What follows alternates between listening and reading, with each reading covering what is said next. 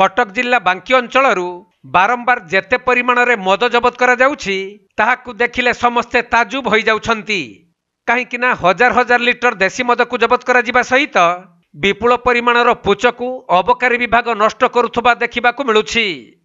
सही क्रम रे गतकाली बांकी सहर देई आठगड़र भिरुड़ा अंचलरू एक मद बुझे पिकअप भैन नयागढ़ अंचल को जाउथबा बेले कचेरी छक टीवीएस शोरूम निकटरे ताकू माड़ी बसीथिला अबकारी विभाग। परे सही पिकअप भैन रु 1050 लिटर देशी मद को जबत करा जिबा सह जणे अभियुक्त को गिरफ करिछि अबकारी विभाग। गिरफ होइथिबा मद व्यवसायी जनक धर्मानंद जेना बोली जना पड़िथिबा बेले ता घर आठगड़र वासुदेवपुर गाँव रे बोली सूचना मिलिछि।